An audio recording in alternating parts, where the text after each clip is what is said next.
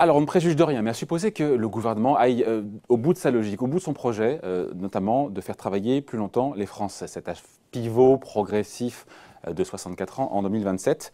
On a compris l'idée, travailler plus longtemps, mais encore faudrait-il que les seniors, enfin les plus de 50 ans, soyons précis, réussissent à garder leur boulot, voire à en dénicher un. Bonjour Mathieu. Bonjour David. Mathieu Plane, directeur adjoint du département d'analyse et prévision de l'OFCE. C'est la question, pardon, c'est comment travailler plus alors que les seniors, les plus de 50 ans, ont déjà du mal à garder leur boulot. Et là, il y a juste un chiffre qui est frappant, il faut le sortir, c'est ce qu'on appelle le taux d'emploi. Peut-être qu'on rappelle un peu ce que c'est que le taux d'emploi, mais il est problématique chez les plus de 55 ans en France. Hein. Et notamment, il y a les 55-59 et les 60-64. Et là, pour le coup, il y a une vraie frontière. Le taux d'emploi, c'est quoi le taux d'emploi? Le taux d'emploi, c'est le nombre de personnes en emploi sur une tranche d'âge. Ouais. Donc en fait, si on prend la tranche 55-64 ans, on va regarder les nombre de personnes en emploi de cet âge-là rapporté à la population de cet âge. Et on est effectivement à 52%. Voilà. Et c'est bas. C'est en dessous de la moyenne de européenne, qui est autour de 60. C'est 10 points de moins. Non, mais oui, bien sûr. Non, alors ça, c'est pire encore. Et c'est pire. Le vrai problème, c'est la tranche au-delà de 60 ans. Voilà. Là, le taux d'emploi des 60-64 ans, alors j'ai le chiffre, boum, sur votre contrôle, 31%. 31%. Oui, donc il y a une grosse différence entre déjà les 55-59 et les 60-64. Donc il y a vraiment des barrières assez fortes. Après, l'âge de départ légal est de 72%. 72%. Ouais. Il faut refaire un peu l'historique parce que c'est pas nouveau, ce taux d'emploi relativement bas de la France par rapport aux Européens. C'est vrai aussi d'ailleurs plutôt chez les jeunes. Il faut savoir qu'en 2003, on était à 35% de taux d'emploi. Ça veut dire que sur la catégorie 55-64 ans. 64 ans. Donc ça a fortement augmenté en fait. On part d'une situation où on était très bas, où on converge quand même progressivement vers la moyenne européenne. Ça, c'est la bonne nouvelle. Ça, c'est la bonne nouvelle. Et ça, c'est lié à des phénomènes assez simples. C'est quand même, on dit qu'il n'y a pas eu beaucoup de réformes de retraite en France, mais en fait, il y en a eu beaucoup. Il y a eu 93, on avait 37 années de cotisation, 37,5, on est passé à 40 ans. Fillon, 2003, on passe à 41 ans et demi, avec l'alignement notamment de la fonction publique. Et là, maintenant, on est avec la réforme de 2010, il y a eu le report à 62 ans, et désormais 2014, on passe à 43 ans de cotisation d'ici à 2035. Ce qui veut dire que ça a eu un effet quand même booster sur les générations seniors, c'est-à-dire qu'on voit que le taux d'emploi a fortement augmenté. Si vous regardez 35% à 52%, c'est une forte augmentation, c'est certainement une des plus fortes augmentations des pays européens. Ça ne veut pas dire qu'on est encore dans la moyenne européenne, mais la grande difficulté, c'est finalement... c'est garder son job. Alors, finalement, le taux d'emploi augmente, c'est-à-dire que donc il y a plus de seniors en emploi qu'avant, qui a 15 ans. Le problème, c'est qu'il y a aussi le taux de chômage qui augmente. C'est-à-dire que c'est assez particulier, c'est qu'en fait, vous avez toute une génération qui peut garder plus longtemps son emploi, mais ceux qui ne restent pas en emploi se retrouvent au chômage. Ce qui est un peu une particularité, c'est que vous avez à la fois une hausse du taux d'emploi et une hausse du taux de chômage. Donc l'enjeu de l'emploi des seniors, il est d'abord collé sur les 60-64 ans. 60-64 ans, mais qui est lié finalement au dispositif actuel. C'est-à-dire que l'âge légal reste 62 ans, vous avez une durée de cotisation 41,5, ce qui fait que l'âge effectif de départ en retraite est de 63 ans, aujourd'hui à peu près en France. Il va augmenter dans le temps. La question, c'est effectivement quand vous faites une réforme des retraites, c'est assez logique de dire qu'il va falloir travailler plus longtemps, parce que vous êtes plus longtemps à la retraite, en bonne santé, l'espérance de vie, etc. Le problème, c'est que si vous faites ça très rapidement, c'est-à-dire il faut augmenter très vite les durées de cotisation pour faire en sorte qu'on finance les systèmes de retraite. Il faut que les boîtes gardent leurs seniors. Vous vous retrouvez confronté à un problème d'emploi des seniors qui est immédiat. C'est-à-dire que du coup... Et la réalité, c'est vrai ou pas que bien sûr. Pour se débarrasser, entre guillemets, se débarrasser de ceux qui sont à 3 ou 4 ans, 2 ans, 3 ans, 4 ans de la retraite, les boîtes optent souvent pour des ruptures conventionnelles. C'est ça? Parce que finalement, ça arrange un peu tout le monde.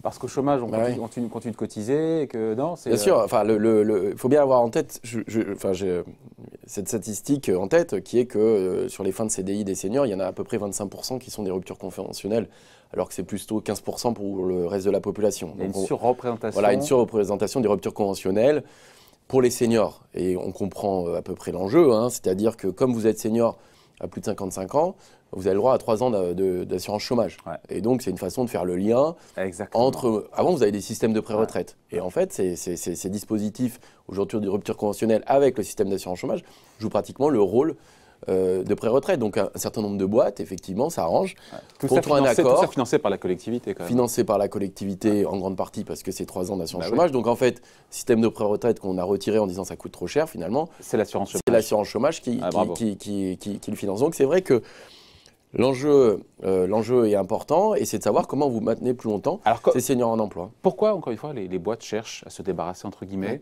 de leurs seniors, de leurs plus de 55 ans, surtout plus de 60 ans? Parce que c'est quoi? C'est parce que ça coûte trop cher en rapport avec la production, la productivité? C'est quoi? C'est parce que c'est plus difficile à manager? Parce que quand le mélange entre les seniors et les jeunes dans une même équipe, c'est plus compliqué? Quelles sont les je pense que c'est effectivement, vous avez bien résumé, c'est multifactoriel. Je voudrais quand même rappeler qu'à mon avis, une fois de plus, le taux d'emploi a quand même beaucoup augmenté chez les seniors. Donc ça veut dire que toutes les boîtes ne se débarrassent pas de leurs seniors. Mais c'est vrai qu'on voit, c'est que dans le système français, il y a quand même des grilles salariales d'évolution à l'ancienneté dans beaucoup de boîtes. Et potentiellement, c'est vrai qu'on va pas payer un senior au prix d'un junior, vous êtes gentil. Voilà, mais sauf qu'il faut que la productivité soit aussi correspondante à ce niveau de salaire. Donc c'est vrai que des fois, il peut y avoir ce problème-là. C'est alors à la fois le fait qu'il y a besoin de formation tout au long de la vie, qu'on voit que les métiers évoluent, qu'il faut peut-être un peu plus de souplesse. Le management aussi a pu changer. Et donc avec les seniors qui finalement, dans certaines boîtes, peuvent coûter assez cher, sachant qu'en fait, vous avez quand même un réservoir de main-d'œuvre en France qui est important. Quand vous voyez le niveau de chômage, notamment chez les jeunes ou dans certaines catégories, finalement, les boîtes ne sont pas tellement obligées d'investir sur les seniors, en réalité. Si vous aviez une contrainte forte qui est de ressources, en disant, en fait, j'ai plus du tout de main-d'œuvre qualifiée, il faut que je forme mes seniors pour qu'ils restent en emploi, parce que s'ils ne restent pas, je suis en grande difficulté.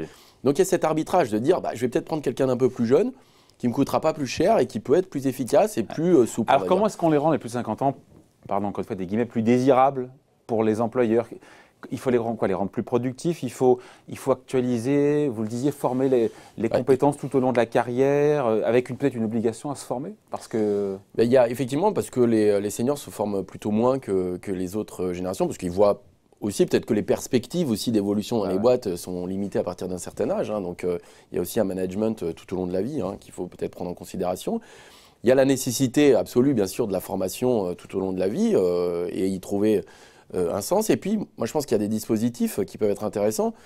C'est-à-dire, dans certains métiers, c'est très dur de garder des gens longtemps pour la difficulté des tâches ou la récurrence des tâches. Il y a peut-être des sorties qui seraient sur une forme de temps plus partiel au long de la vie. C'est-à-dire, à partir d'un certain âge, avoir la possibilité de rester dans la boîte parce que vous avez aussi une expérience, vous pouvez apporter des choses, mais aussi la volonté d'avoir une espèce d'arbitrage avec un temps un peu plus réduit, qui serait quand même assez intéressant sur une forme de sortie entre activité et retraite. Ça n'a jamais été tenté parce qu'il y a eu beaucoup de plans. Il y a eu beaucoup de plans, encore une fois, des plans seniors, il y a eu les CDD seniors, les contrats de génération, c'était sous François Hollande. Il y a eu une taxe aussi à un moment donné contre les licenciements des plus de 50 ans. Oui, alors ça, je ne me souviens plus de celle-là. C'est vrai que je l'ai lu, effectivement, ça avait été mis en place. Pourquoi tout ce qui a été fait, ça a été opérant ou pas? On voit que non. Une fois de plus, ce qui a été opérant, c'est que quand vous augmentez la durée de cotisation, forcément, vous allez quand même avoir un effet sur le taux d'emploi des seniors. Après, on voit que sur les dispositifs très précis, finalement, les effets ont été assez décevants parce qu'on voit le contrat de génération, c'était un avantage assez important pour l'entreprise. Si vous gardiez un senior en emploi, vous aviez un allègement de cotisation. Si en plus, lui était une forme de tuteur sur le jeune, donc c'était en fait, ça créait une espèce de contrat de génération. Sur le papier, on se dit c'est génial. Et ça n'a pas du tout marché parce que c'était, en plus, une forme d'usine à gaz au fond. Vous pourriez, par exemple, créer un dispositif fiscal spécifique d'allègement de cotisation pour l'emploi des seniors.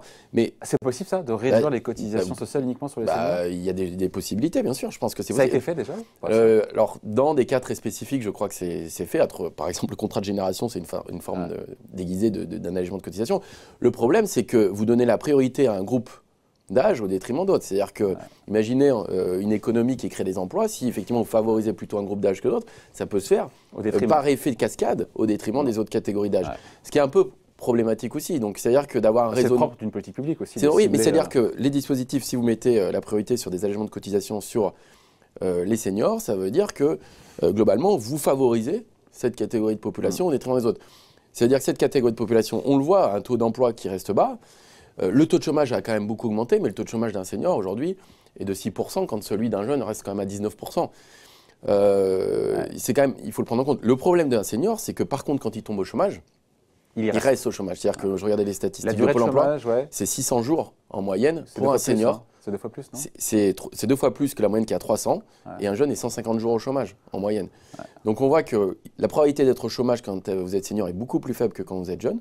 Par contre, quand vous y tombez, malheureusement, vous y restez. Ou alors, vous faites ce qu'on appelle la bascule pendant 3 ans jusqu'à l'assurance chômage.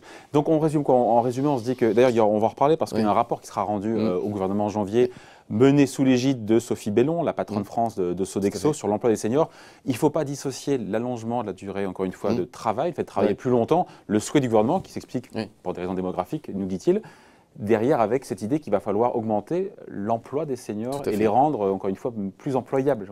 Tout à fait, voilà. Donc on ne peut pas juste avoir d'approche comptable sur les retraites et leur financement. C'est-à-dire qu'effectivement, si jamais vous augmentez la durée de cotisation et ça se traduit par du chômage des seniors, comptablement, vous allez faire des économies sur la retraite, mais vous aurez plus de dépenses sur l'assurance chômage. Voilà. Et il y a aussi un rapport qui était sorti qui montrait que les dépenses santé aussi avaient augmenté avec l'augmentation des durées de cotisation, parce qu'il se trouve que les seniors, il y a un taux d'absentéisme pour des raisons de santé qui est plus élevé que la moyenne d'âge, et donc il y a aussi un coût supérieur. Donc tout ça, il faut le englober dans une réforme globale et pas avoir une vision globale. Exactement. Merci. Explication signée Mathieu Plane, directeur adjoint du département analyse et prévision de l'OFCE. Passez de bonnes fêtes. On se retrouve à la rentrée. Bonne fête, David. À bientôt. Merci. Bye.